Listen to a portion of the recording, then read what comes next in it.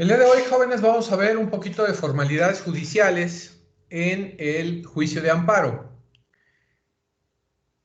¿A qué se deben estas formalidades judiciales? Bueno, principalmente en cómo debe de realizarse principalmente la demanda de amparo y cómo debe de substanciarse el proceso. Recuerden, esto está fundamentado en la ley de amparo. Recuerden esa denominación, por allá del artículo 107, que es del amparo indirecto, y en el 170 del amparo directo. No quiero decir que sean exclusivos esos artículos, sino que de ahí empezará o de ahí empezaremos a narrar esta idea de lo que es o son las formalidades judiciales.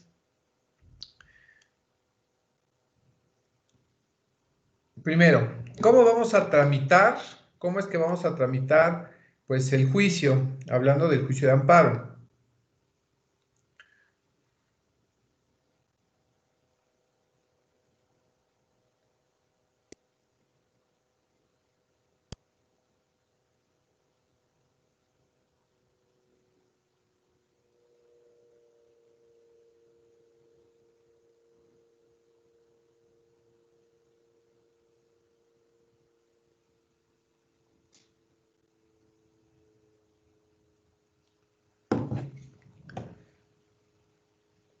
¿Se ve mi pantalla?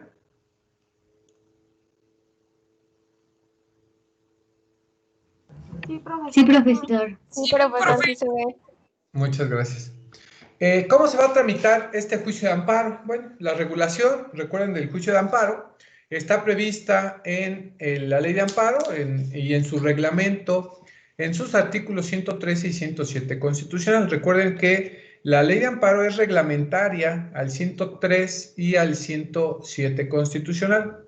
Y a falta de disposición expresa, recuerden que nosotros tenemos dispuesto, nosotros en materia de amparo decíamos que la ley supletoria pues tendría que ser el Código Federal de Procedimientos Civiles. Ahí ese ordenamiento va a quedarse como materia supletoria. Así lo vamos a disponer. A falta de disposición, ya sea en la ley de amparo, ya sea en el Código de Procedimientos Civiles, bueno, recuerden que nosotros tenemos que adherirnos a los principios generales del derecho. Y ustedes recordarán que los principios generales del derecho son también una fuente formal del derecho y por lo tanto recuerden que estos principios generales del derecho pues son estos criterios lógico-jurídicos que van a emitir los ministros de la Suprema Corte de Justicia de la Nación cuando pues les toca resolver un asunto en particular. Y recuerden que estos principios generales del derecho, al ser unos criterios que obviamente tienen estos personajes que son los ministros, bueno, pues puedan resolver de acuerdo al caso planteado, de acuerdo a lo que dice la norma y a lo que dice su experiencia. Es un trinomio, por lo cual van a resolver estos ministros, por decirlo así, o ya sea el juez de distrito, el magistrado del tribunal unitario o del tribunal colegiado o los plenos de circuito, de acuerdo a su competencia, lo que les vaya a indicar. Recordemos que con motivo de la reforma constitucional en materia de derechos humanos y de amparo en el año 2012, los principios generales del derecho, aquí en especial relevancia, no solo para interpretar las normas de contenido sustantivo, sino también para operar los ordenamientos procesales como la ley de amparo. Recuerden que cualquier situación que nosotros tengamos alguna controversia, alguna visitud de cómo interpretar la ley de amparo, recuerden que hoy por hoy tendremos que exigir esta resolución a través del el juicio de amparo o de las acciones de constitucionalidad o las controversias constitucionales a través de esta podemos nosotros solicitar a la Suprema Corte para que nos resuelva cualquier diferencia, contradicción, controversia, vicitud que tengamos que ver con leyes de carácter general o que contradigan la propia Constitución. Recuerden que para estas que sea o se vuelva jurisprudencia, en el caso de las controversias y de las acciones de inconstitucional, recuerden que de los 11 ministros, pues tienen que votar por lo menos 8 para que sea jurisprudencia. Esto ya lo hemos estado analizando en diversas ocasiones. Y en el caso de el juicio de amparo, ya sea directo o indirecto, pues recuerden también que para que se haga la jurisprudencia o se realice o podamos nosotros enfocar una jurisprudencia, bueno, pues tienen que tener igual una votación de por lo menos 8 ministros, pero recuerden que hay 3 formas de crear jurisprudencia. Entonces, igual, ahí nosotros tenemos que estar conociendo, indicando cómo es que se debe de resolver para que sea por jurisprudencia, pero los únicos órganos que van a poder crearla pues son estos, los que están marcados en el artículo 103, 104, 105, 106 y 107 constitucional. Recuerden que ahí nosotros los tenemos regulados y que la ley de amparo nos indica que podemos crear jurisprudencia de acuerdo a la contradicción de criterios o contradicción de tesis por reiteración, que acuérdense que aquí vienen 5 resoluciones en un mismo sentido, o viene la sustitución, que es una nueva de las formas para crear jurisprudencia. ¿Cómo son las promociones en el juicio?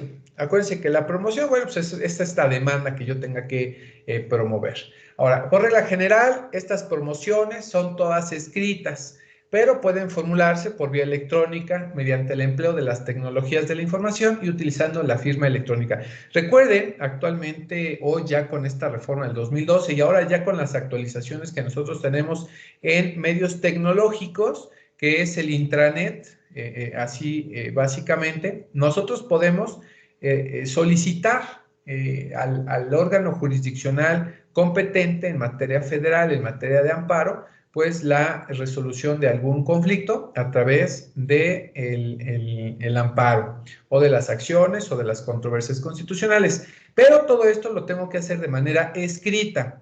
Hoy, bueno, recordarán ustedes ya pleno 2020, casi iniciar 2021, pues ya tenemos también justicia electrónica y que por motivos de pandemia, hasta parece raro, pero que también ya fue previsto y hemos tratado de utilizar esta situación de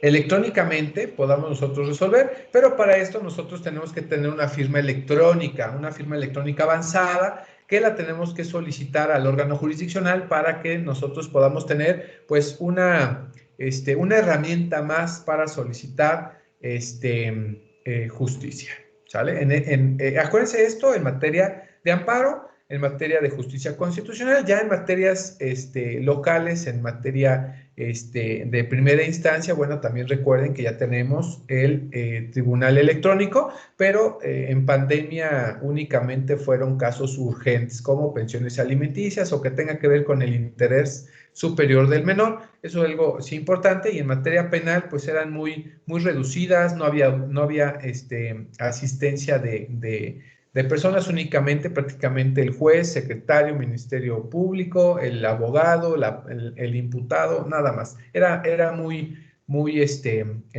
corto la asistencia. En otros supuestos, la ley de amparo establece que la demanda podrá proveerse a través de la Oficina Pública de Comunicaciones, esto es, en casos urgentes. ¿Y cuál es la Oficina Pública de Comunicaciones? Bueno, aquí tenemos una situación. Nosotros podemos ingresar este juicio de amparo a través principalmente del correo mexicano, Correos de México. Esta oficina de comunicación sería la única vía que nosotros podremos utilizar. Por ahí en alguna ocasión yo recuerdo que decían, es que lleva tu documento a FedEx, llévalo a a DHL y con ellos pues puedes iniciar también tus procesos para que no pierdas o que ya se te haya ido el plazo legal, que veremos en una siguiente clase cuáles son los plazos en los que yo puedo ingresar mis juicios o mis demandas, ¿sale? De momento, pues indicar esta situación que únicamente pues deba de ser personalmente, vía electrónica o por el Servicio Postal Mexicano. Dice, la presentación de las promociones no pueden hacerse a través desde su depósito en empresas privadas. Comenté DHL, FedEx y alguna otra que por ahí ande, que se me vaya. No puede ser en empresas privadas de mensajería y paquetería. Tiene que ser directamente en la oficina del Servicio Postal Mexicano. Y únicamente en esta situación, si yo lo ingresé en este Servicio Postal Mexicano, va a interrumpir el cómputo del plazo para su presentación, que los plazos los veremos un poquito más adelante. Dice, no procede a ampliar los plazos de presentación por razón de distancia. Recordarán ustedes que existía por ahí una situación en la que nosotros, de acuerdo al territorio, a la distancia en que yo tengo de mi juzgado, ante el cual me puede corresponder ingresar mi demanda, pues yo puedo tener una ampliación de plazo por distancia. Esto no es posible. Si ustedes se les vence su plazo, hoy se vence y se llamaban, así sea viernes, tienen que emitirlo hoy. Si no, bueno, pues se van a quedar sin efectos esa demanda. ¿Cómo es el expediente? ¿Cómo va a ser el expediente en el juicio de amparo? Bueno, tradicionalmente este expediente en el juicio de amparo, pues es un cuaderno principal. Así como creo que todos hemos visto un expediente o lo hemos formado o hemos tenido alguna experiencia conforme a algún expediente. Bueno, pues este expediente que nosotros podemos o debemos de formar en esta materia de amparo, pues va a ser o se le va a llamar un cuaderno principal. Y este cuaderno principal va a estar integrado, obviamente, por el escrito de demanda y todas las actuaciones posteriores a esta, relacionadas con la tramitación del juicio en los aspectos vinculados a la solución del asunto. ¿Sale? Entonces, un cuaderno principal que va a venir integrado por todas las actuaciones que las partes, bueno, pues puedan emitir. Y también, aparte del cuaderno principal, va a existir un cuadernillo.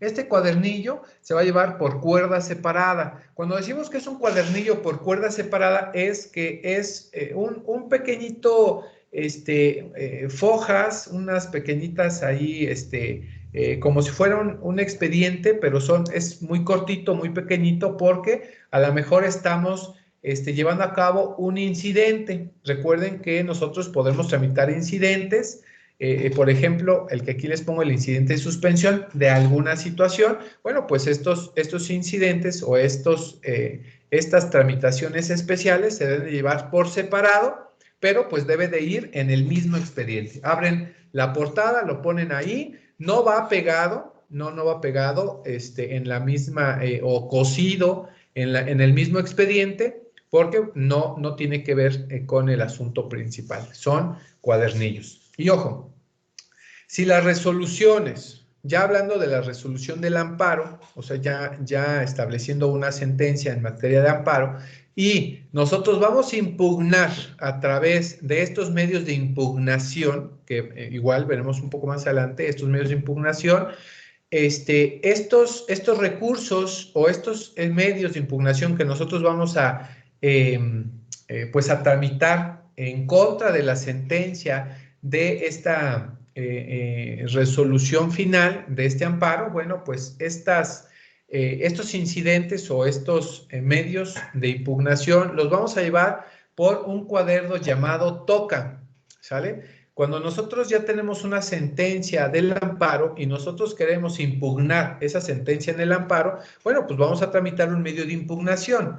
Estos se van a tramitar igual por cuerda separada y este cuaderno se va a llamar TOCA. Igual va a ir como si fuera un cuadernillo. Esto obviamente pues mucho más complejo, más amplio, lleva más situación. Va pegado igual, no va cosido, va por cuerda separada, pero va adherido al expediente principal. Y cuando tú, normalmente, no sé, y cuando tengan la experiencia de ir a buscar pues un expediente y cuando ya lleven el amparo van a decir, ¿qué toca es? Bueno, pues el toca es porque están ustedes impugnando la resolución de amparo y ustedes quieren ver únicamente, pues ya el expediente principal ya tiene sentencia, ¿sale? Si tiene un expedientillo, va a ser un incidente. Y si tiene tocas, pues ahí ustedes van a indicar que, bueno, ustedes, la parte, ustedes están impugnando la resolución del amparo y ese expediente al cual va junto, no va cosido en el mismo, pero va junto, por eso se llama cuerda separada. Bueno, pues a eso se le va a llamar toca, ¿sale? Y ya sea para la substanciación de este proceso y la resolución de cada instancia. Y vamos a decir que con el asunto concluye en definitiva, los asuntos de suspensión se glosan al acuerdo principal. Quiere decir que ya que se ha resuelto todo lo que tengamos que hacer, en el amparo, los incidentes, la impugnación y que tengamos ya todo, una vez que se resuelva el todo, pongamos así, que se resuelva el todo, vamos nosotros a juntarlo, se va a coser en lo general todo y recuerden que se tiene que devolver a el expediente de origen para que ahí se tenga pues cómo fue que se resolvió. ¿Sale? Eso no sabemos en qué tiempo, pero sí se tenga que regresar cuando ya se tenga pues la resolución de la impugnación que se haya solicitado. Esto en cuanto al expediente del juicio de amparo. Por tradición nos dice que estas carpetas de los expedientes son de diversos colores. Bueno, habría que saber que puede ser de varios colores. Estos folders, pongámoslo así, esta indicación, por aquí tengo un expediente, miren, por aquí que lo vean, este es un expediente, así va, como, bueno, no está tan grande, me falta comprenderlo. Aquí por una copia, pero estos expedientes normalmente llevan colores. Puede ser el folder beige, puede ser folder beige, puede ser azul, puede ser rosa, puede ser verde. El color existe administrativamente pues una disposición en cuanto a el color y esto va a depender dependiendo también de la materia para que no se confunda entre una materia y otra principalmente. Es una idea. Y estos expedientes, bueno, pues deben de contener los datos de identificación del expediente. Algo así como miren, aquí estos datos, miren. Aquí dice la carpeta, el NIC, el NUC, la fecha, por ejemplo, aquí viene el delito. Todos estos datos que pueden ustedes ver, bueno, pues son el nombre de la parte quejosa o la parte que está recurriendo, las autoridades responsables, el número de expediente, el juzgado o tribunal en el que se está radicando, los nombres de las personas titulares del órgano y de secretario o secretaria correspondiente a tramitar el asunto, el número de cuadernos o de anexos del expediente, si se tramita en incidente de suspensión, el órgano de procedencia, el número de expediente asignado y cualquier otro dato que resulta relevante para su control por el tribunal. Estos expedientes deben estar foliados, rubricados y sellados. Normalmente se le pone la rúbrica. Cuando viene una rúbrica, ya está aquí. Normalmente cuando lo están tramitando le ponen una rúbrica. ¿Cuál podría ser una rúbrica? Podría ser esta, miren. Esta firmita que se ve aquí. Esta firmita es una rúbrica. Puede ser aquí o pueden tacharlo así. Eso es una rúbrica. Luego dice sellados. Normalmente le ponen un sello. Aquí un sello. Aquí el sello del tribunal. Y aquí también lo testan porque esta hoja pues está en blanco. Normalmente así es el expediente en el juzgado. Yo no lo tengo así porque son copias. Para que no... y también viene rubricado. Bueno,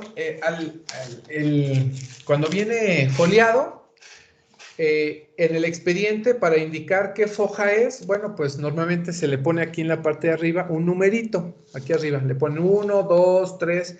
para indicar qué foja es. Normalmente aquí llevan unos numeritos. En este momento, pues este en lo particular no tiene foja. Estoy buscando otro. A ver, este sí tiene. ¿De dónde lo agarré? Este igual, es un expediente, igual es copia, tiene el sello, está rubricado, miren, esta firmita que tiene aquí, esta firma que se ve así, esta es la rúbrica, ¿sale? Y acá está el folio, este es el 1, la hoja 1 o la foja 1. Si ven aquí, igual viene rubricado, una firma ahí en medio de toda la hoja. Y acá en la esquinita viene un 2, esta es la foja 2. ¿Sale? Igual todo debe venir sellado, ¿sale? Tiene sus sellitos ahí para indicar que esto es fiel. Esto indica, o debería de indicar, que es fiel del original. Eso significa nada más que deban de venir foliados, rubricados y sellados. Dice o indicaría que es copia fiel o el original, para saber nosotros qué es el original. Para en caso de que se haya perdido, pues con esas copias que nosotros a veces tomamos, se pueda reponer ese expediente. Que es muy raro, hoy en día ya es muy raro, pero todavía puede llegar a pasar. Actualmente, recuerden que por vía electrónica, pues ya podemos formar expedientes electrónicos. Ya en lo común, en todas las instancias, desde la primera, cuantía menor, en la sala o en el amparo, ya casi todo se lleva por expedientes electrónicos. Quiere decir que aunque tú presentes un escrito o una demanda, cualquiera que sea, hasta en amparo, presentes la original, normalmente se indica que debe de venir sin grapas. No sé si han visto que dice el original presentar sin grapas. Bueno, pues se supone que es sin grapas cuando es escrito para poder escanearla y poder formar un expediente electrónico. Igual, para en caso de que se pierda, pues pueda ser fácil reposición. Y si fue electrónico, una vez que nosotros estamos integrando todo electrónicamente, pues el juzgado, independientemente de que esté electrónico, lo tiene que imprimir y llevar a cabo en forma bipartita, electrónico y de forma escrita. Y esto es a través del escaneo de estos documentos. En términos de la ley, en el supuesto de que se tramite un expediente electrónico, debe integrar paralelamente un expediente impreso como respaldo que deberá coincidir íntegramente con el electrónico. Tal cual es el físico, tal cual es el electrónico. Es algo, pues sí, bien importante. Normalmente siempre pasa así. Y cuando nosotros estamos tramitando un expediente electrónico, pues la forma o la vía importante para la cual necesitamos es que debemos de tener una firma electrónica. Una firma electrónica nos dice que, de acuerdo a la ley de amparo, pues es el medio de ingreso al sistema electrónico del Poder Judicial de la Federación, el cual produce los mismos efectos jurídicos que la firma autógrafa y que permite, ojo, con la firma electrónica en sí, la firma electrónica es una clave, es una contraseña que nosotros vamos a tener para poder accesar al tribunal. Es una clave, no es, a ver tu firma electrónica, ¿no? O tu cadena electrónica. No es eso. Es básicamente una clave y una contraseña en la cual nosotros podemos o podríamos accesar a el Tribunal de Justicia, independientemente de la materia que se pueda, que se trate. Eso es de forma totalmente independiente. Les iba a enseñar una firma electrónica. Aquí está mi firma electrónica. Ahorita a ver si se las puedo mostrar. Aquí está, mire. Este es mi expediente de firma electrónica. Aquí está, no se ve porque se supone que es un, es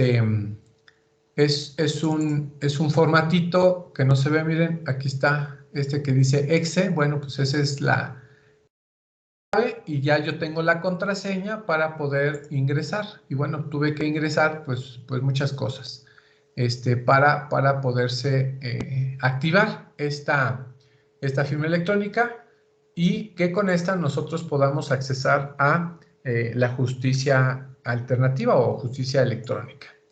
¿Qué me permite el llevar un expediente electrónico, bueno, pues enviar y recibir promociones, documentos, comunicaciones y notificaciones oficiales. A través de esta notificación electrónica, pues ya me van a llegar a mi correo, pues todos estos contactos o todas estas notificaciones. Y además, pues ya como es electrónico todo, pues voy a poder consultar acuerdos, resoluciones y sentencias. En materia de amparo no fue la primer área que nosotros ya tenemos esto. La primera fue en materia de segunda instancia, que fue en materia fiscal y administrativa. Fue la primera área que implementó el expediente electrónico, los juicios electrónicos. Fueron los primerititos hace algunos ya años que se implementó este sistema en los juicios electrónicos. Después fue la materia común, materia civil, familiar, mercantil, que le siguió. Hoy los penales es complicado, pero ya hoy en materia penal también hay audiencias donde te envían tu liga y tú puedes estar ahí desde, como ahorita estamos en clase, exactamente igual, funciona exactamente de la misma forma, en la cual, bueno, pues en su momento tú puedes intervenir y poder llevar el juicio. Sí, sí lo hay. En materia de amparo también hoy pues es ya una ayuda porque ya no tienes que desplazarte hasta el tribunal para alguna circunstancia. Te dan tu liga, tu fecha de audiencia, tu hora de audiencia y tienes que accesar a esta audiencia de forma electrónica, tal cual lo estamos haciendo nosotros en clase, es exactamente igual y se trabaja a través del sistema de Telmex del webinar, así se denomina. Y bueno, ¿en qué vía se tramita el juicio de amparo? Bueno, recordábamos que el juicio de amparo en específico se va a tramitar, ¿sale? Nada más hay dos vías en la que se tramita, o amparo indirecto o amparo directo, nada más hay de dos. Aunque existe un amparo adhesivo, pues no inicia. El amparo adhesivo es el medio de defensa del tercero perjudicado al que le puede afectar la resolución del amparo y que su medio de defensa como una contestación de demanda tiene los mismos efectos que va a ser tu medio de defensa cuando sube a la tercera instancia y que está solicitando el amparo adhesivo como medio de defensa para este tercero perjudicado. Para eso está. Por eso es que únicamente en materia de amparo se tramita el juicio de amparo en dos vías, en amparo indirecto y el amparo directo. Por comprender las reglas del juicio de cada una, entendidas como las formas o caminos, a través de los cuales se desarrolla el proceso para resolver la cuestión planteada. Es preciso advertir la lógica del sistema. Bueno, creo que nos hemos cansado o ustedes ya están cansados, pero siempre es importante recalcar que el amparo indirecto es sobre actos que no ponen fin al proceso.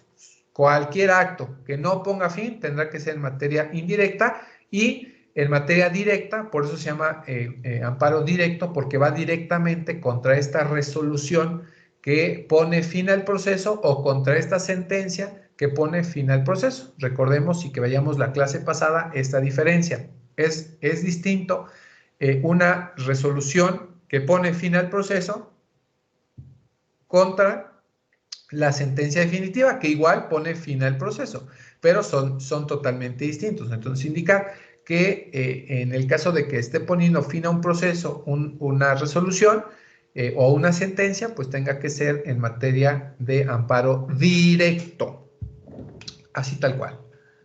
Y vamos a conocer esta situación. ¿En qué vía se tramita el juicio de amparo? Bueno, las reglas básicas operan a partir de una clasificación de actos que consideran. ¿Cómo lo vamos a considerar? Uno, la autoridad que lo dicta, ya sea legislativa, administrativa y jurisdiccional o el Ministerio Público. La naturaleza de estos actos, ya sea una norma general, un acto o una omisión, con el contexto en que se producen de manera aislada, fuera de un procedimiento, dentro de un procedimiento o después de concluido el procedimiento. La posición de la parte quejosa, el destinatario del acto afectado por o un tercero extraño a un procedimiento. Recuerden que nosotros tendríamos que analizar cuál es el origen de ese acto que nosotros queremos reclamar. Eso es importante. Como se podrá advertir, en general, la vía indirecta, déjenme subrayar esta parte donde dice la vía indirecta. Lo vamos a subrayar. Le vamos a cambiar el color y le vamos a poner mayúsculas. Indirecta, es más, hasta le voy a, para que no se les olvide, miren. La vía indirecta permite reclamar actos de cualquier autoridad, de cualquier naturaleza y dictados en cualquier contexto. Y aquí vamos a hacer esta diferencia. Esto lo vamos a nada más a poner en negritas, ¿sale? Dice, con exclusión de aquellos que solo puedan combatirse por medio del amparo directo, los cuales provienen de tribunales y solo pueden dictarse en un juicio y están señalados en el artículo 170 de la Ley de Amparo. Esto es el amparo directo. Algunos actos, por su naturaleza, no pueden reclamarse en ninguna vía. Por ejemplo, actos dictados en un juicio que no tienen ejecución de imposible reparación ni trasciendan en sentido del fallo. Esto, un ejemplo de que no puedes tú tramitar estos actos, por ejemplo, hoy en día, y no hoy por poner un ejemplo que estamos en pandemia, pero eso no significa que antes no pasaba. Hoy en día, pues la justicia es tardía. Y no porque quiera ser, sino que hay muchas controversias, hay muchos expedientes abiertos y por consiguiente no hay mucho tiempo, no hay muchas audiencias en las cuales se pueda desahogar. Entonces, si a mí me dictan o me refieren una audiencia, pues básicamente hasta enero o hasta febrero o marzo, hoy en día, pues yo pudiese tramitar un amparo indirecto porque dice que la justicia es pronta y expedita. Eso no significa nada. El hecho de que sea tan tardada la audiencia o esta comunicación o primera comunicación, pues va básicamente a que no hay personal suficiente en los tribunales para emitir esta justicia, entonces pues debas de esperarte. Entonces estos amparos, aunque tú así los tramites, pues no va a pasar nada y únicamente es como para dilatar el proceso. Entonces no tramiten sus amparos porque dice que la audiencia va a ser en 8 días o en 15 días cuando se los dieron hasta febrero, marzo, abril del próximo año. No pasa absolutamente nada, espérense y pues paciencia. El cliente sé que exige la resolución, pero pues no podemos hacer mucho porque así tan complicada está la situación en materia de justicia. Aunque ambas vías se rigen por principios comunes, a continuación se presentan gráficamente los supuestos en que cada vía procede atendiendo los siguientes aspectos. ¿Sale? Primero, los actos que se reclaman, la forma en que se elabora y se presenta la demanda. Debemos nosotros identificar qué es lo que nosotros estamos reclamando. Recuerda que el juicio de amparo es para reclamar un acto, una omisión o una ley, ¿sale? Entonces, nosotros debemos de identificar qué es lo que nosotros estamos reclamando, cuál es la forma en que se llevó a cabo ese acto y nosotros debemos de estipular cómo vamos a presentar esa demanda.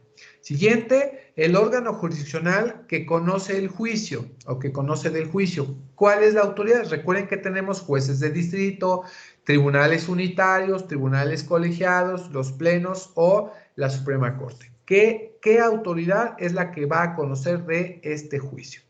Los trámites y el tipo de procedimiento para la sustanciación. Recuerden que cada uno de los juicios de amparo, ya sea indirecto o directo, se va a substanciar, es decir, se va a desarrollar de manera específica. Tiene un procedimiento específico. También la existencia de procedimientos especiales. Sí, claro, hay procedimientos especiales. Por ejemplo, un amparo específico es el que se deba de desarrollar en amparo del artículo 15 constitucional.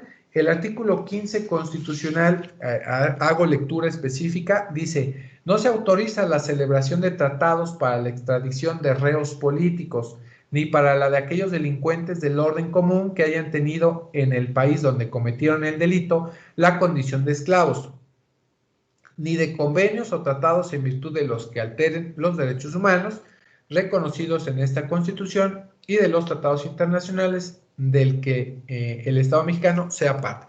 En casos de esta situación, de esta naturaleza, es un amparo especial.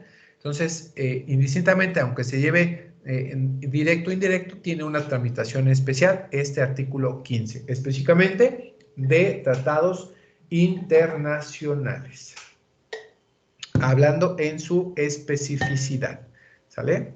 También la manera de combatir la constitucionalidad de una norma general, la posibilidad de impugnar la resolución del amparo o los efectos de la...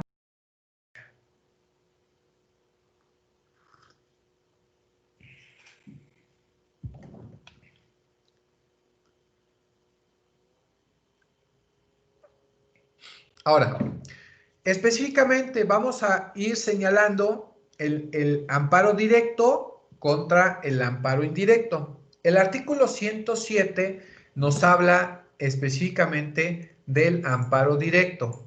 Por acá está y lo vamos a cambiar hasta de color y lo vamos a aumentar por acá, sí, miren. Para que, ay, profe, es que no supe. Ahí está, el amparo indirecto. ¿Cuál es la procedencia o contra qué va a proceder el juicio de amparo indirecto? Bueno, de acuerdo al artículo 107 de la Ley de Amparo, refiere, 1, contra normas generales que por su sola entrada en vigor o con motivo del primer acto de su aplicación causen perjuicio al quejoso. Con el hecho de que salga en vigor una ley, ¿sale?, y que esa ley causa algún perjuicio a, obviamente, a una persona que tenga que ponerse en contra, bueno, pues este amparo, que tendrá que ser indirecto, va a proceder. O una vez que haya entrado en vigor o que se vaya a aplicar por primera vez, causa este perjuicio al que se va a quejar, ¿sale? Ya hablábamos de quién era el quejoso.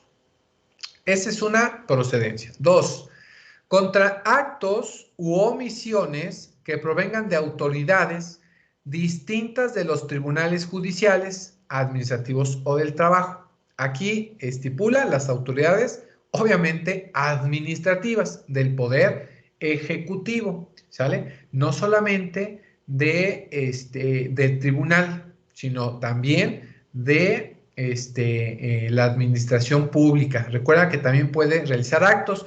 Un ejemplo rápido, te van a ir a clausurar tu negocio o te quieren clausurar tu construcción o te quieren, no sé, quieren verificar algo, y una autoridad administrativa, y pues tú les dices, a ver, espérame, no es motivo de que lo vengas a hacer así, recuerda que tienes tu derecho de audiencia y pues si vienen a realizarte el acto o la omisión, ahí va directamente. 3, contra actos, omisiones o resoluciones provenientes de un procedimiento administrativo seguido en forma de juicio. Bueno, este juicio administrativo, bueno, pues son los que llevan el Poder Ejecutivo en sus distintas áreas de gobierno, ya sea municipal, estatal o federal, y de acuerdo también a sus instancias. Hay muchas, muchas, muchas. Entonces, si viene una resolución, ya sea por un acto o una omisión, bueno, tú también puedes tramitar tu amparo constitucional a través del amparo indirecto, ¿sale? 4, contra actos de tribunales judiciales, administrativos, agrarios o del trabajo, realizados fuera de juicio o después de concluido. Esta situación, por eso nos dice fuera de juicio o después de juicio, veíamos, acuérdense, la clase pasada, e indicábamos cuál es un acto dentro, un acto fuera y un acto después. Específicamente nos habla que el amparo indirecto, tú puedes tramitar tu amparo contra actos que devengan en el proceso, ya sea fuera, ¿sale? O después de concluido. En este caso, pongamos un ejemplo, el embargo. Ya tienes tu sentencia definitiva y la sentencia definitiva no la impugnaste, no te amparaste, porque a lo mejor estaba conforme a derecho. Pero cuando te van a ir a exigir el cumplimiento, pues te van y te embargan, ¿no? Entonces, sobre ese embargo y que veamos que se lleven enseres de primera necesidad, se lleven tu ropa, se lleven tu computadora o una herramienta de trabajo, que esto está prohibido por la ejecución del embargo, por allá en el Código Civil es quien la regula, bueno, pues tú te amparas sobre este acto el ejemplo claro es un acto fuera o un acto después de juicio. Eso es para que ustedes identifiquen bien sobre qué actos ustedes pueden tramitar su juicio de amparo indirecto, ¿sale? También vamos a nosotros a tramitar contra este amparo indirecto. 5. Contra actos en juicio cuyos efectos sean de imposible reparación. También veíamos cuáles son actos de imposible reparación. Les ponía el ejemplo clarísimo, que es una destrucción o una demolición de una construcción porque el vecino dice que está mal construida y teme a que se le vaya a venir encima.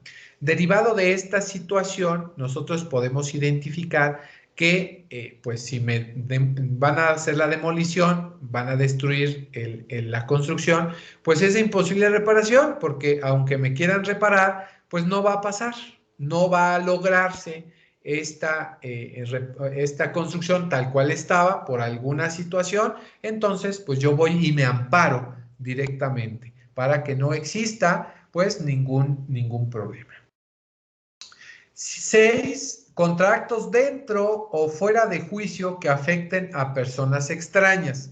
Supongando que van a embargarme a la casa donde vivo y pues encuentran un vehículo o bienes que ahí están y le digo, ¿sabes qué? Mira, esos bienes pues no son míos. Bueno, entonces para nosotros tramitar esas afectaciones a estos terceros extraños al juicio, pues lo tengo que hacer obviamente a través de una tercería excluyente de dominio o del juicio de amparo indirecto porque me están afectando a mí y que yo no tengo que ver nada con esa persona y que la están embargando a ella. Entonces tramitas tu amparo indirecto pues, para que no embarguen pues nada. En el caso, ¿no? Si ya embargaron, pues una tercera excluyente de dominio y si no te hacen caso, pues ya directamente te vas con el amparo. También 7, contra las omisiones del Ministerio Público en la investigación de los delitos, así como las resoluciones de reserva, no ejercicio, desistimiento de la acción penal o por suspensión de procedimiento cuando no esté satisfecha la reparación del daño. Bueno, recordemos que tú iniciaste tu juicio. Por ahí alguien me puso un ejemplo, creo que fue en este grupo, la clase pasada, no lo recuerdo muy preciso. Alguno de los grupos me indicó, es que tramitamos nuestra denuncia y el Ministerio Público dijo, ¿sabes qué? Mira, se desestima, déjalo así, ya no vamos a continuar con la investigación. No, tienes que no iniciar, sino continuar con la investigación. Entonces, es motivo de un juicio de amparo indirecto por no continuar por tu investigación, tu labor, tu obligación del proceso penal. 8. Contra actos de autoridad que determinen inhibir o declinar la competencia o el conocimiento de un asunto. Igual, nosotros también tramitamos en materia común, pues algún juicio y esta autoridad dice, pues yo no puedo conocer, me inhibo. ¿Sabes qué? Mira, es que creo que no soy competente, pero no te digo quién eres competente y voy con otro juez y le digo, ¿sabes qué? Tú eres competente por esto y te dice, no. ¿sabes qué? Yo no puedo conocer porque no soy competente. Entonces, te deja en estado de indefensión porque la autoridad te dijo que ni él ni otro tribunal, ninguno de los dos son competentes. Entonces, lo que haces, tramitas tu juicio de amparo indirecto y le dices al tribunal de alzada, oye, pues los dos tribunales que yo creo son competentes por esta y por esta situación, me emitieron resoluciones que no pueden conocer porque no son competentes, se inhibieron de conocer. Entonces, indícales tú, autoridad superior, ¿sale? ¿Quién debe de ser competente en razón de, pues ya sabemos, cuantía, grado, materia, territorio, prevención, no sé, cualquier medio de competencia que yo vaya a utilizar para que se declare competente? Porque no es posible que ninguno de los dos jueces que yo creía competentes, pues no dicen que ninguno es. Entonces, para evitar eso, tienen que decirme cuál de ellos deba de ser competente. 9. Contra normas generales, actos u omisiones de la Comisión Federal de Competencia Económica y del Instituto Federal de Comunicaciones. Estas dos instituciones, dos órganos de gobierno y que realicen un acto o una omisión respecto a sus facultades y que me afecten a mí como persona, pues yo puedo tramitar mi amparo indirecto en contra de estas dos organismos públicos o de gobierno, ¿sale? Esto en cuanto a la procedencia del amparo indirecto. Si se dan cuenta, únicamente son actos, omisiones o alguna situación dentro de juicio o después de concluido o fuera de juicio, ¿sale? No de resoluciones, no nada de eso, ¿sale? Son puros actos. Ahora, vamos a ver la procedencia del juicio de amparo directo, ¿sale? Acuérdense, directo, para que no se les olvide. 1. ¿Contra qué? Primero, contra sentencias definitivas. Hasta se los puse ahí subrayado. No se les puede olvidar. Sentencias definitivas, amparo directo. Contra laudos. Bueno, acuérdense que los laudos, específicamente hoy, porque acuérdense que ayer, a más tardar hoy, o más bien hoy entran en vigor los tribunales laborales. Por consiguiente, pues ya no habrá laudos, ya habrá sentencias. Entonces, únicamente los laudos tendrán que ser en materia de arbitraje, ¿sale? Todo lo que se tenga que llevar en materia de arbitraje, ¿como cuáles? Bueno, no me acuerdo si yo les di arbitraje, creo que no, pero arbitraje puede ser la Comisión de Telecomunicaciones, la IFT, en materia de arbitraje médico, arbitraje escolar, en comercio se hace el arbitraje, acuérdense, por el Código de Comercio, hay parte, de ahí son ejercicios que están llevando con el MUT y todas estas situaciones que tengan que resolverse por arbitraje, esos serán laudos o de competencia económica, la Profeco, la de el arbitraje médico, bueno, pues todo esto son laudos. En materia laboral, acuérdense que ya no van a ser laudos, ya van a ser sentencias porque a partir del día de hoy empiezan a funcionar los tribunales laborales.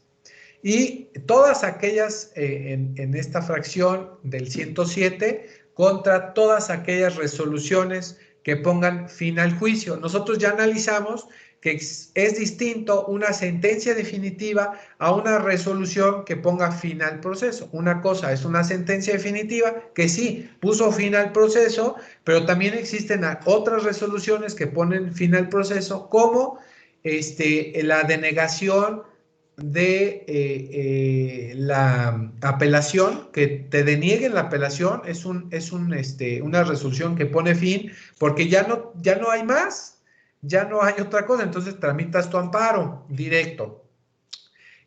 Contra el desechamiento de tu demanda inicial, también te desechan tu demanda inicial, pues tramitas tu amparo directo porque el hecho de no admitirte la demanda, pues te están perjudicando, ¿sale? Están dejándote en estado de indefensión. Y bueno, existen muchos otros. También bueno, ojo, sentencias definitivas, laudos y resoluciones que pongan fin al proceso, dictadas ya sea por tribunales judiciales, tribunales administrativos o del trabajo, ya sea que la violación se cometa en ellos o que cometida durante el procedimiento afecte las defensas del quejoso trascendiendo al resultado del fallo. Quiere decir que por allá se me violó, no sé, que me admitieran una prueba y a lo mejor yo no tramité mi amparo indirecto. Bueno, pues si no lo tramité porque no lo creí necesario y ese acto que no se está tomando en cuenta para resolver en sentencia definitiva, bueno, pues ahora tramito mi amparo directo por esa actuación mal realizada. Entonces, no termina ahí con el amparo indirecto, sino que en el amparo directo también puedo ayudarme. Entonces, recuerden, no es que pueda tramitar uno u otro, no. En un mismo proceso, o tramito dentro o fuera, o después el amparo indirecto.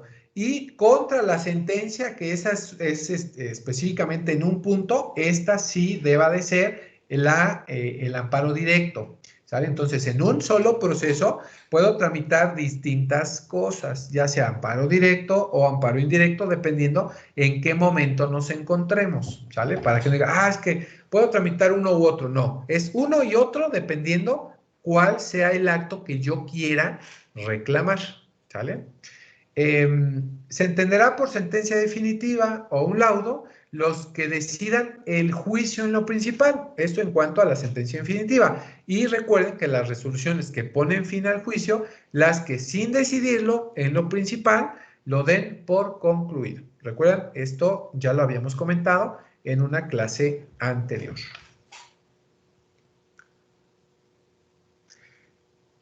También procede el juicio de amparo directo. Acuérdense que estamos en el amparo directo.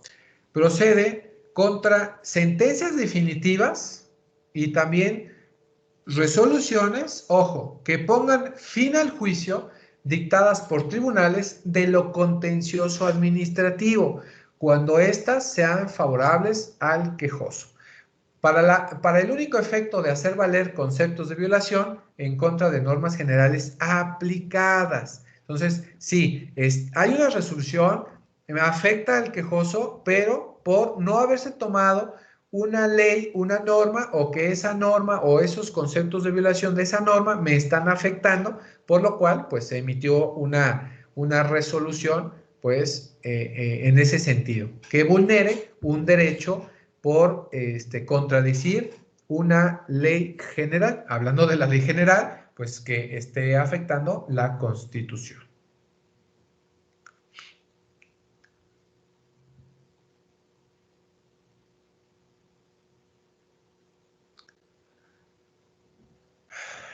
¿En qué vía debo tramitar entonces mi juicio de amparo? Bueno, para entender la vía en que se debe promover, basta decir que el amparo directo, que los voy a subrayar, el amparo directo, solo se reclaman sentencias definitivas, laudos y resoluciones que ponen fin al juicio, dictadas por tribunales, con exclusión de los demás actos legislativos, administrativos o jurisdiccionales que se pueden reclamar en amparo indirecto. ¿Sale? Entonces, recuerden ustedes que las resoluciones que ponen fin, amparo directo, y todas las demás serán por amparo indirecto. Aquí vamos a separarlo para que ustedes lo entiendan. ¿Sale? Y digan, ay, profe, me confundí. Ahí está.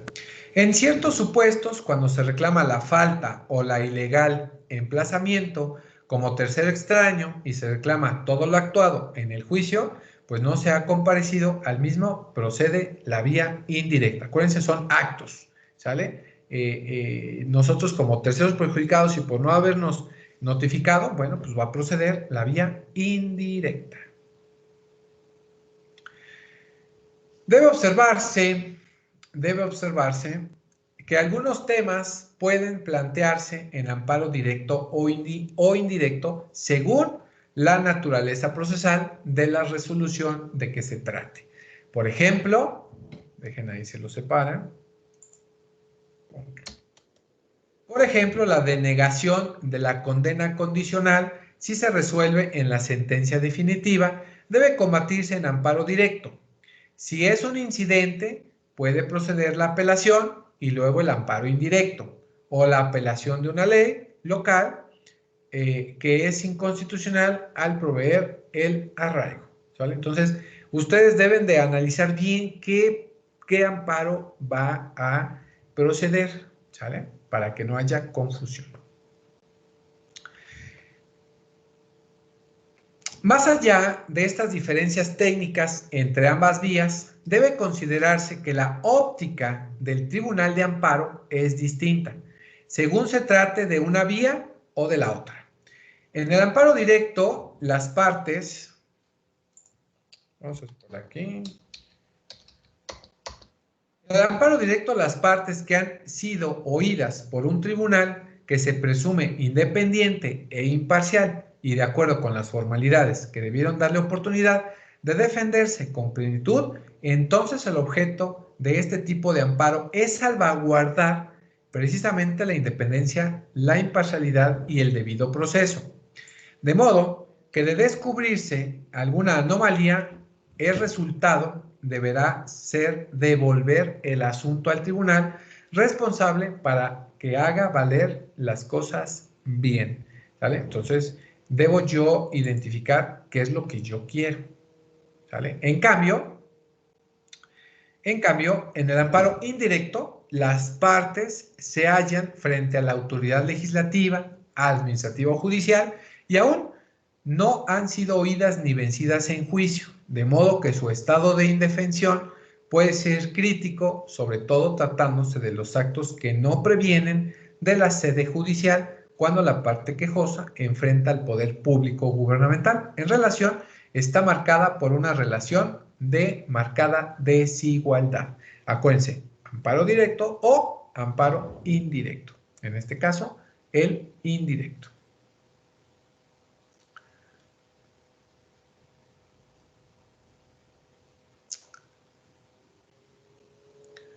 ¿Qué características va a tener el amparo indirecto? ¿Qué características vamos a nosotros a encontrar? Bueno, cuando hablamos de un amparo indirecto, la demanda se presenta ante el juzgado de distrito o el tribunal unitario de circuito.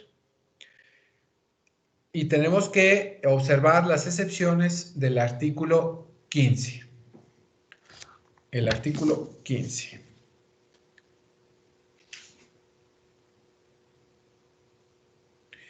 El artículo 15 de la ley de amparo, acuérdense que dice, cuando se trate de actos que importen en peligro de privación de la vida, ataques a la libertad personal, fuera de procedimiento, incomunicación, deportación o expulsión, proscripción o destierro, extradición, desaparición forzada de personas o alguna prohibida por el artículo 22 constitucional. En estos casos, el órgano jurisdiccional de amparo decretará la suspensión de los actos reclamados y dictará todas las medidas necesarias para lograr la comparecencia del agraviado. Entonces, nosotros tenemos que ir también a verificar este artículo. El Tribunal de Amparo proveerá sobre la suspensión, ¿sale? Si es frecuente la ampliación de demanda, hay un plazo probatorio y una audiencia constitucional, ¿sale? En amparo indirecto va a aplicar esto, ¿sale? La suspensión, ¿sale?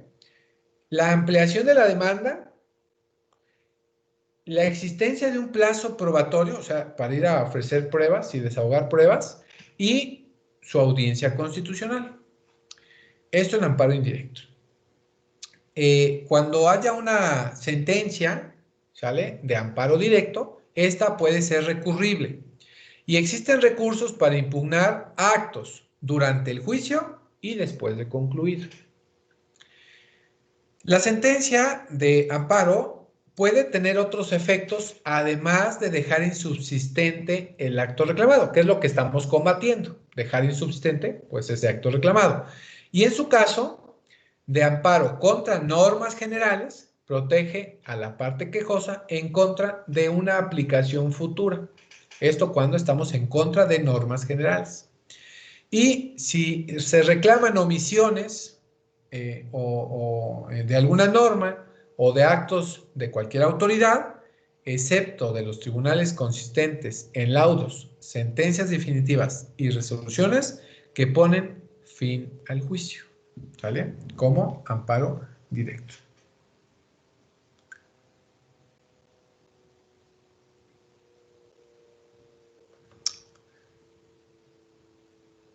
Esto como amparo indirecto, ¿sale?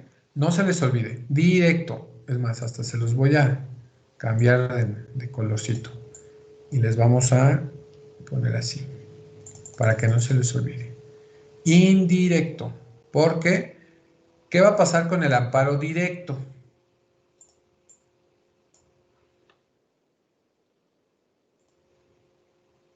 Bueno, el amparo directo, la demanda se presenta ante el tribunal responsable y lo va a dirigir al tribunal colegiado de circuito. Quiere decir que en el amparo indirecto, haciendo la comparación del amparo indirecto, lo tengo que llevar yo, parte quejosa, al juzgado de distrito o al unitario, al tribunal unitario de circuito, ¿sale? Al que le corresponda. A diferencia del amparo directo, aquí yo lo voy a presentar ante el tribunal responsable, es decir, ante la autoridad contra la cual me estoy quejando, porque acuérdense que es sentencia definitiva. Entonces yo lo voy a tramitar con el juez o con la autoridad responsable. Esta autoridad, ¿sale?, lo va a dirigir al tribunal colegiado de circuito que pudiese corresponder, ¿sale? Aquí solo se reclaman actos de tribunales consistentes en laudos, sentencias definitivas y resoluciones que ponen fin al juicio. La responsable, es decir, la autoridad responsable, provee sobre la suspensión, por regla general, no hay aplicación de demanda ni prueba en audiencia, ¿sale? Entonces, aquí la autoridad responsable tiene que rendir su informe justificado para enviar, ¿sale?, el amparo.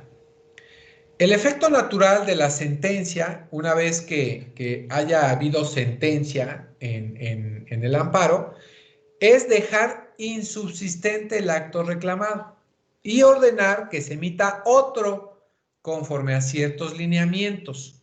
Pero existen excepciones, aunque estime inconstitucional una norma, pues no tiene un efecto protector que alcance a todos los casos futuros. Acuérdense, el amparo directo, aquí se aplica la regla de la regla Otero o la fórmula Otero. La fórmula Otero se aplica en amparos directos porque únicamente van a protegerte a ti.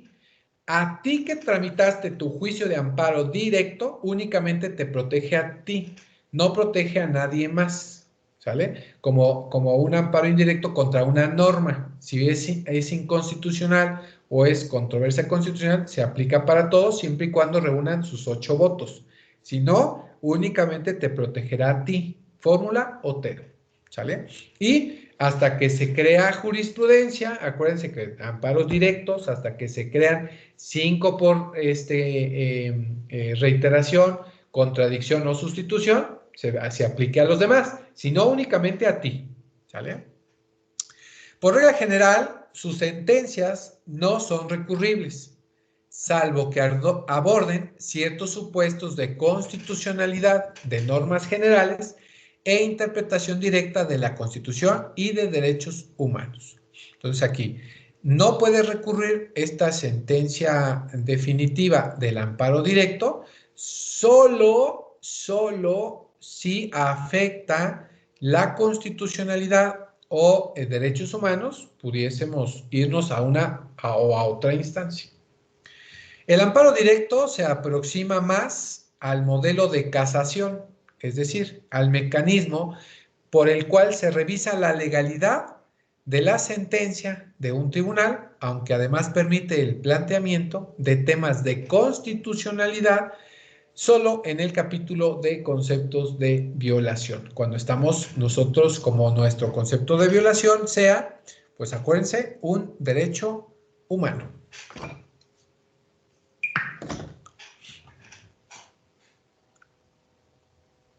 Esto en cuanto a las características del amparo directo. Ahora, ¿cómo se va a formular nuestra demanda de amparo? ¿Qué requisitos debe de tener mi demanda de amparo? Dice, antes de elaborar una demanda de amparo, debes conocer bien el caso que vas a plantear ante los tribunales. Es decir, al menos debes tener resueltas las siguientes preguntas. ¿Qué va a ser la parte quejosa? ¿Qué quiere? ¿No? ¿Qué es lo que busca? 2, ¿qué voy a reclamar exactamente y para qué quiero el amparo? 3, ¿qué derechos humanos puedo plantear como violados? 4, ¿están preparadas todas las pruebas sobre la existencia del acto reclamado? 5, tengo identificadas a todas las autoridades que han ordenado o ejecutado el acto, omisión o norma reclamada. Porque acuérdate que cuando hablamos de la autoridad responsable, pues tengo que señalar a todas las que pueden realizar o pueden ordenar o pueden ejecutar ese acto, esa omisión o esa norma que estoy reclamando. 6. ¿Tengo los nombres y domicilios de los terceros interesados? ¿Ya los tengo? Y 7. Voy a solicitar la suspensión del acto. ¿Y para qué? Entonces, estas son estas interrogantes o preguntas que yo voy a tener que identificar o tengo que plantearme previo a elaborar mi demanda de amparo. No solamente realizar mi machote y ya, no. Identifica estas preguntas, contesta estas preguntas para que tú puedas, pues, realizar tu escrito de demanda de amparo. Cualquiera que sea, no importa. ¿Cuáles son los requisitos de la demanda escrita? Bueno, y también de la electrónica, debe de ser la misma. La demanda de amparo es básicamente una petición que se dirige al tribunal exponiendo los hechos del caso y las pretensiones cuya satisfacción se busca. Los requisitos de la demanda en la vía directa e indirecta son similares entre sí, pero se presentan algunas diferencias relevantes. También hay diferencias con la demanda del procedimiento especial. Hablábamos de los supuestos del artículo 15 de la ley de amparo.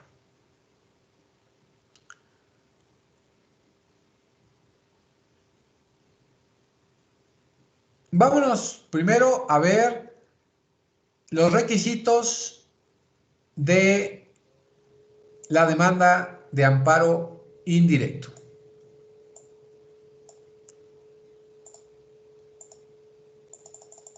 Estos están marcados en el artículo 108 de la ley de amparo, en la sección segunda, y dice, la demanda de amparo indirecto deberá formularse por escrito o por medios electrónicos en los casos que la ley lo autorice, en la que se expresará, y vamos a ver la ley de amparo, que por aquí la tengo. Aquí está.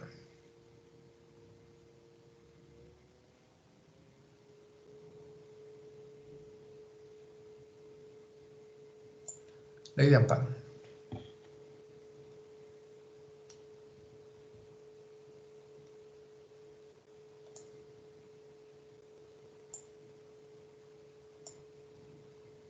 Dije...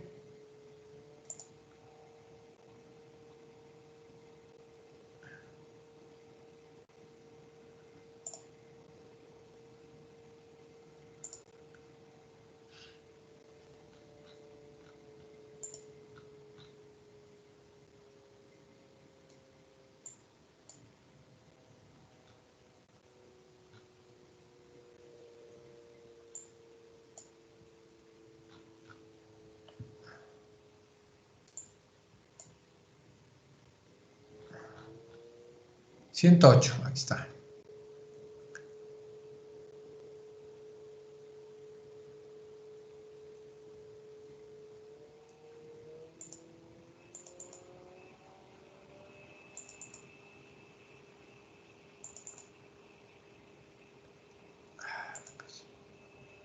Me pasé de grande. Ahí está, 108. La demanda de amparo indirecto debe formularse por escrito y por medios electrónicos en los casos que la ley lo autorice, en la que se expresará, decíamos, ya sea en escrito o electrónico, estos. 1. Nombre y domicilio del quejoso, del que promueven su nombre y quien deberá acreditar su representación. Entonces, debemos nosotros tener cuidado cuáles van a ser el quejoso, ¿sale? Su nombre, si van a ser varios, el nombre de todos, sus domicilios, ¿sale? De quién está promoviendo en su nombre, en el caso, acuérdense que puede ser el abogado, acuérdense que cuando veamos cómo se representa la parte quejosa, y deberá acreditar su representación, es decir, por qué es que está tramitando él, cuál es la legitimidad o cuál es la personalidad bajo la cual pues está tramitando esta persona. En la primera fracción. 2. El nombre y domicilio del tercero interesado. Y ojo, si nosotros no conocemos que exista un tercero interesado, en el caso del amparo indirecto, pues va a ser difícil que yo sepa, en el caso de en el caso de que yo quiera ampararme contra una norma, pues no sé quién es el tercero perjudicado, quién puede hacer, entonces desconocemos, ¿no? Pero ojo, si no conocemos a este tercero perjudicado y su domicilio, debemos de manifestarlo bajo protesta de decir verdad, ¿sale? Si yo no conozco quién es el tercero interesado y no conozco su domicilio, debo de decir que no los conozco bajo protesta de decir verdad, para que en el caso de que efectivamente sí los conocía y por allá el tercero interesado diga, no, pues ¿cómo no vas a saber quién soy si me conoce o tal situación? Pues se tiene que imponer entonces una multa, ¿sale? Una sanción. 3. La autoridad o autoridades responsables, en su caso de que se impugnen normas generales, el quejoso deberá señalar a los titulares de los órganos de Estado a los que la ley encomiende su promulgación y en el caso de las autoridades que hubiere intervenido en el refrendo de decreto promulgatorio de la ley o en su publicación, el quejoso deberá señalarlas con el carácter de autoridades responsables, únicamente cuando impugne sus actos por vicios propios. Entonces, también debo de identificar quién es la autoridad responsable y en el caso de que sean, obviamente, pues los órganos que crean, legislativos, también, siempre y cuando impugne actos por vicios propios, es decir, que el proceso legislativo, que es el IDASPI, pues no se llevó a cabo con las reglamentaciones que debiese ser. 4. La norma general, acto u omisión que cada autoridad se esté reclamando, ¿sale? Aquí debo de especificar bien cuál es la norma general, cuál es el acto o cuál es la omisión que de cada autoridad estemos reclamando, ¿sale? Porque acuérdense que dijimos que de las autoridades responsables debemos nosotros decir quién es el que emitió la orden y quién es el que la debe de ejecutar. Supongamos, nos queremos amparar con un amparo indirecto sobre un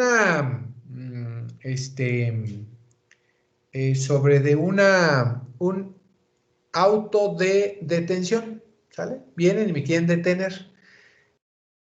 Mi amparo indirecto en contra de esa orden de aprehensión o de detención o de lo que sea, debo de señalar quién la emitió, ¿sale? El Ministerio Público, el juez de control, quién la pudo haber emitido, ¿sale? O el juez, dependiendo qué autoridad. Ahora, esos son las autoridades responsables, pero acuérdense que también debo de señalar quiénes son las autoridades que van a ejecutar, en su caso, pues esa disposición, que son la policía investigadora o la policía o el área específica de presentación o de detención, identificar bien quién, policía municipal, el secretario o el director de seguridad pública o el hoy comisario, los policías estatales, el fiscal, no sé, la autoridad que posiblemente vaya a realizar el acto. No solamente quien lo emitió, sino quien lo vaya a realizar, porque si no el amparo indirecto en su caso, pues no va a proceder. 5. Bajo protesta de decir verdad, otra vez bajo protesta de decir verdad, los hechos, abstenciones que constituyan los antecedentes del acto reclamado y que sirvan de fundamento a los conceptos de violación. ¿Sale? Entonces, tengo que decir bajo protesta, decir verdad, cuáles son estos hechos o cuáles son las abstenciones que constituyan los antecedentes del acto reclamado, los hechos por el cual nosotros estemos solicitando pues, el amparo. ¿Vale? 6. Los preceptos que, conforme al artículo 1 de esta ley, contengan los derechos humanos y las garantías cuya violación se reclame. Es decir, tenemos que fundamentar y motivar, ojo, fundamentar y motivar estas violaciones a nuestros derechos humanos para que se nos tomen en cuenta, ¿sale? Yo tengo que señalar claramente cuáles son estos preceptos que contienen los derechos humanos bajo los cuales yo sentí que me fueron vulnerados. Acuérdate, fundamentar significa que tienes que agregar el fundamento constitucional en su caso, el artículo, y también tienes que motivar la explicación del por qué, ¿sale? 7. Si el amparo se promueve con fundamento en la fracción 2 del artículo 1 de esta ley, recordarán ustedes, pues, ¿qué dice la fracción 2 del artículo 1 de la ley de amparo? Si no la recuerdan, la fracción 2 habla de las normas generales, actos u omisiones de la autoridad federal que vulneren o restrinjan la soberanía de los estados o de la esfera de competencia del Distrito Federal. Y por ahí hay un ejemplo. Recordarán que Jalisco está duro y dale con el presupuesto de ingresos del estado de Jalisco. Entonces puede ser que pueda tramitar su amparo indirecto en la fracción 2, ¿sale?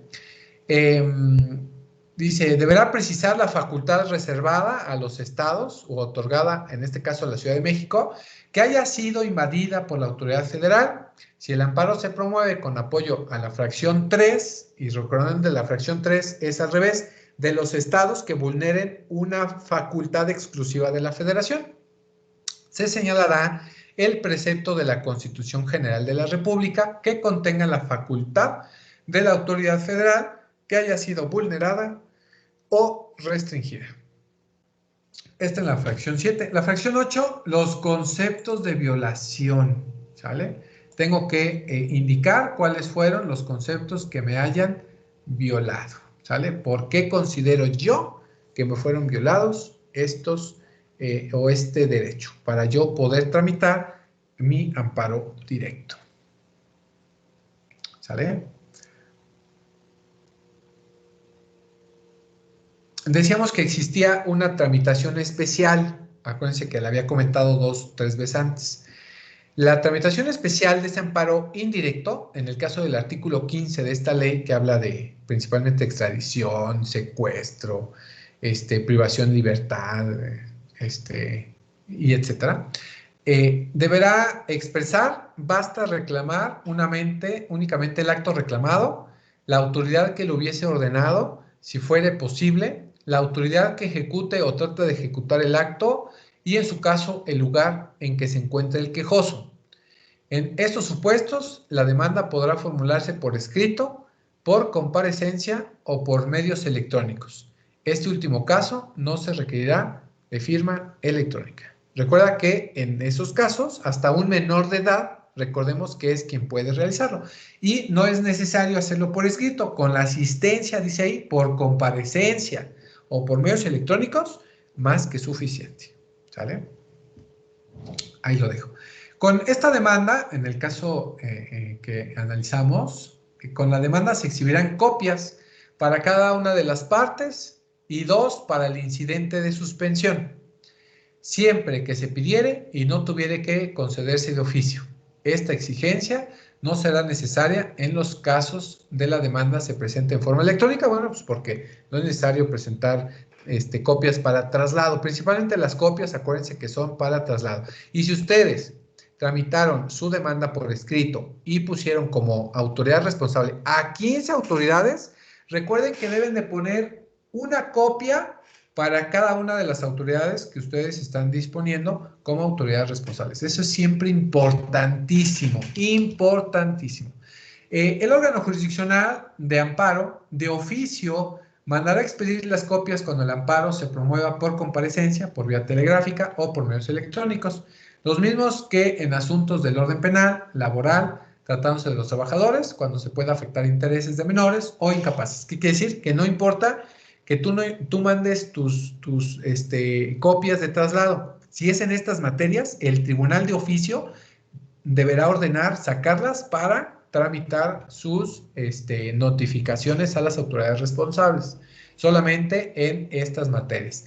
El orden penal, laboral, cuando se trate de los trabajadores, que pueda afectar los intereses de menores o incapaces, los derechos agrarios, y cuando se trate que la persona está en extrema pobreza o marginación o que se encuentre en desventaja social para emprender el juicio. Recuerda, por la gratuidad de la expedición de justicia, ¿no? Ya saben.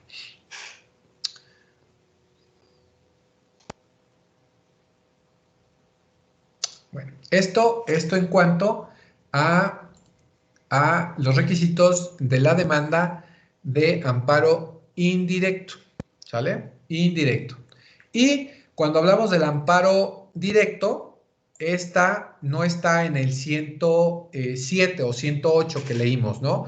Está hasta el artículo 175. Está hasta el artículo 175 regulada el amparo directo. El amparo directo está hasta el artículo 175.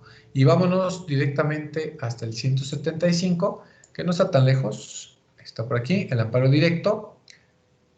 Ya hablamos de la procedencia, esta la acabamos de analizar hace un momentito, y vámonos a el artículo 175, que nos diga cuáles son los requisitos.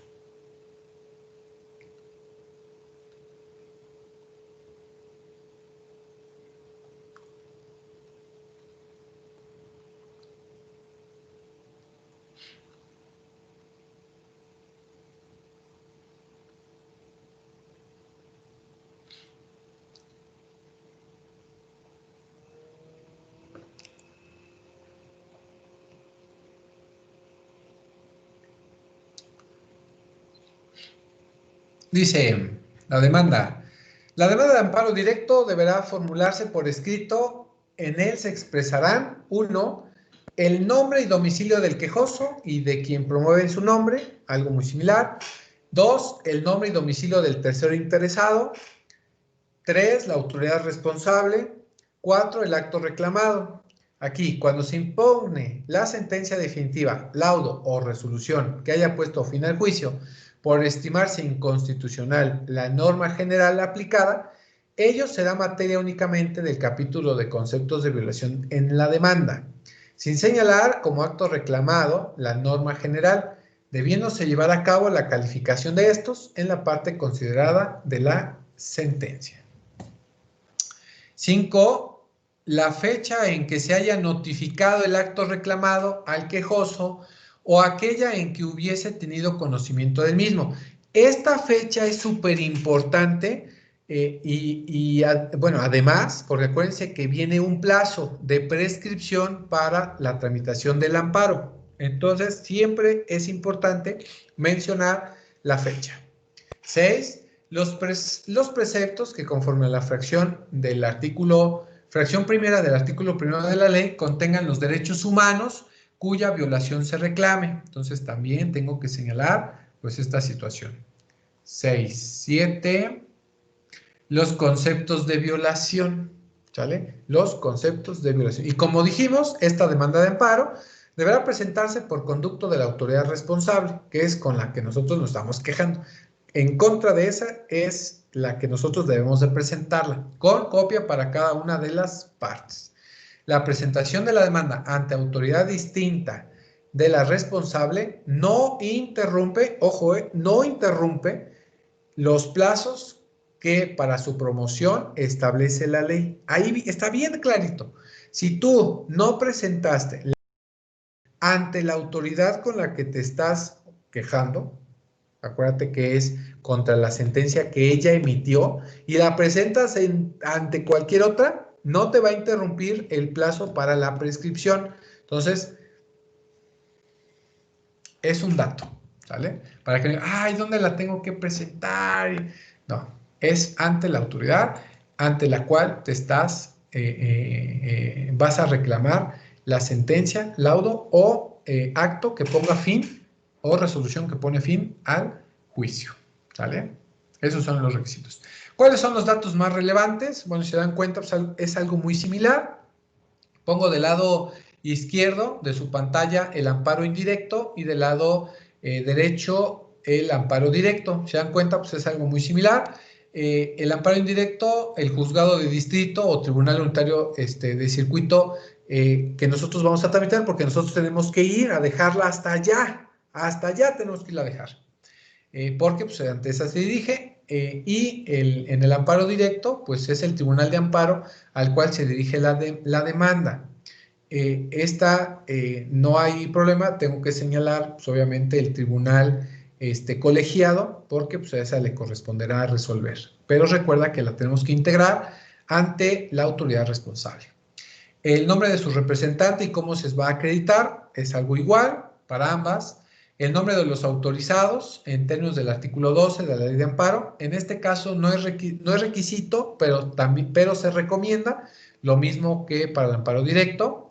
El domicilio para oír notificaciones. Recuerda, ojo para este domicilio, algo que siempre nos ocurre y es bien frecuente. Debemos de poner el domicilio para oír notificaciones, pero que sea en el lugar de residencia del tribunal. Es importante que sea el lugar de residencia del tribunal. Supongamos, para el amparo directo, saben ustedes que tienen que ir a tramitar ante el juez de distrito que está en el toreo. Bueno, pues ¿dónde ponemos nuestro domicilio? Pues si en el toreo no conocemos a nadie. Bueno, no se preocupen. Puede ser la zona conurbada. Acuérdense, la zona conurbada, pues es, puede ser mi oficina en Tlalnepantla, en Naucalpan, pero no más allá, ¿sale? O sea, lo que es allegado a el domicilio del tribunal. Lo mismo para el amparo directo, bueno, pues a nadie conocemos dónde están los tribunales colegiados y pues bueno, ni modo de no poner un domicilio para oír notificaciones. O pon, en su caso, un correo electrónico o pon las listas y el boletín para que no haya problema.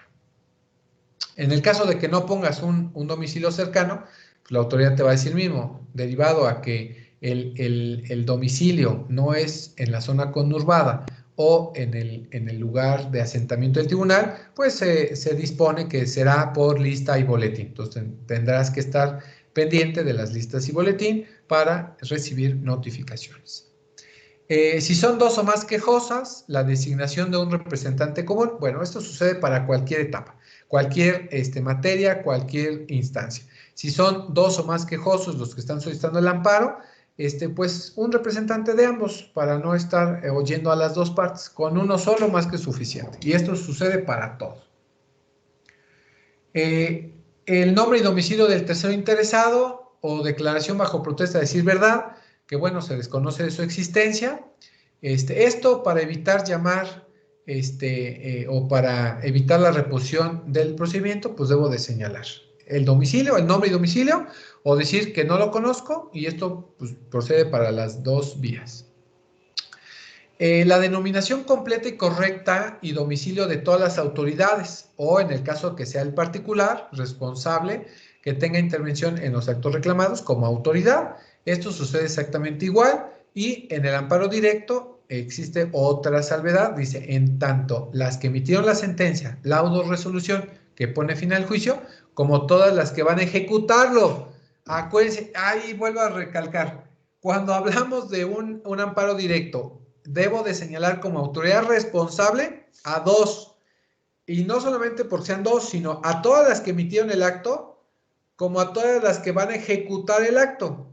Imagínense, quiero imponerme en contra de un embargo, y yo únicamente me amparo en contra del embargo como autoridad responsable el juez que emitió la orden del embargo. Y yo ya tengo mi amparo, me lo autorizaron bien bonito, y llega el momento de la ejecución del embargo y le digo al ejecutor, ¿qué crees? Que no me puedes ejecutar el embargo porque tengo aquí mi amparo. Y va a decir, entréguemelo porque se lo tengo que entregar para que él se dé por notificado y asentar en su orden de la ejecución del embargo, que fue presentado un amparo en contra de ese embargo.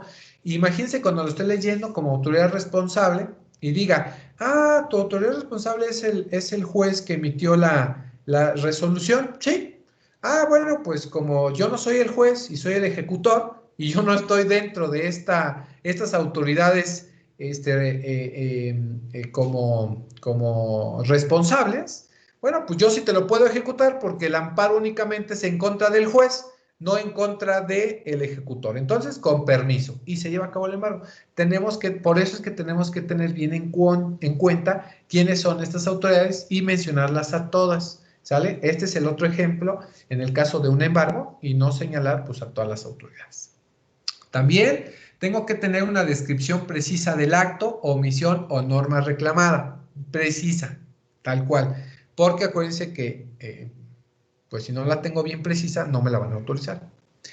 La fecha en que se tuvo el conocimiento del acto reclamado, esto recuerden que lo tenemos que tener o que se llevó a cabo el acto o cuando me fue notificado. Esto recuerda que es para motivos de prescripción del el amparo. Protesta de decir verdad. Protesta de decir verdad. Es personal y no puede sustituirse por otra expresión. Recuerda que todo lo que tú estás argumentando en tu amparo es que es verdad. Entonces debe de tener el protesto de decir verdad. Esto debe de ser de forma personal y no puede sustituirse por otra cosa, ¿eh? Bajo protesta o algo que luego se nos ocurre a nosotros los abogados, no, no lo pongan. En el caso del amparo indirecto debe de ponerse así, en el amparo directo no es necesario. Esto, pues no es necesario ponerlo.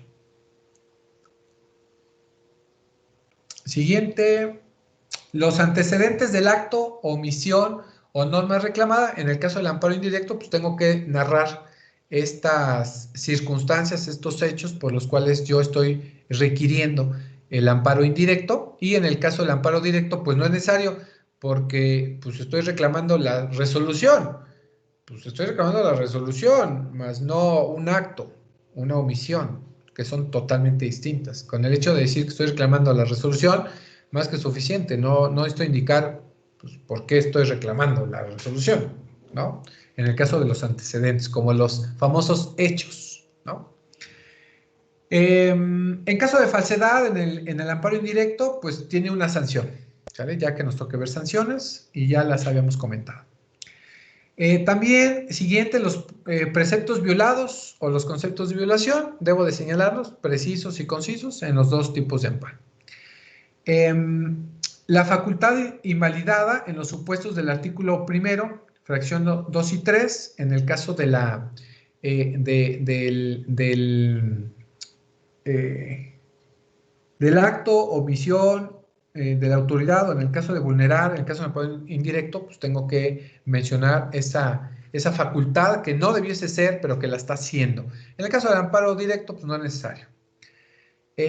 Las pruebas de la personalidad y sus copias de traslado u otras que ofrezcan o anuncien. Bueno, acuérdate que tú, como quejosa, tienes que decir, tienes que comprobar o tienes que probar que estás actuando con la personalidad de vida o con la legitimidad de vida, ¿sale? Y debes de agregar esa acreditación con las copias necesarias. También acuérdate que debes de agregar tus pruebas, tus anexos, tus copias de traslado, debes de agregarlas en la demanda. También los puntos petitorios, bueno, recuérdate que los puntos petitorios es lo que tú quieres de la autoridad, no es necesario, pero pues se recomienda ponerlo, ¿no? Que te admite la demanda, que se lleve a trámite, en el caso del amparo indirecto que te otorgue, que te admita tus pruebas y que te otorgue tu audiencia constitucional, en el amparo directo que te admita a trámite, que se substancie, que se autoricen a los abogados, que se autorice el domicilio, no sé. Y recuerda que uno de los datos más importantes es la firma. La firma que debe de estar plasmada en original. Hay algunas situaciones en caso de que no venga la firma, que si es distinta en cada una de las actuaciones, tiene que venir a ratificarlas. Entonces eviten esa parte y que sea la misma en todos los casos, ¿sale? Y que recuerda que debes de comprobarlo con tu identificación. Es algo súper, súper importante que se debe de tener. ¿Qué pasa si la demanda o las promociones no tienen firma? Es algo muy común, algo que a veces nos pasa, que no nos damos cuenta. Bueno, la falta de firma implica que no está expresada la voluntad del promovente y dice que no da lugar a la prevención. Si tú no le pusiste la firma, pues te la van a desechar. No te dice, oye, ¿qué crees? No trae la firma, ven a firmarla. No trae la firma, entonces dice que no expresa la voluntad de haber emitido o de estar solicitando tu amparo. Entonces te la van a desechar. Un problema que tenemos nosotros, tramitamos todo el último día. Ese es un problema que nos tenemos bien añejo y que siempre es algo, híjole, bien recurrente. El hecho de no poner la firma y estamos tramitando el último día que se nos vence el término.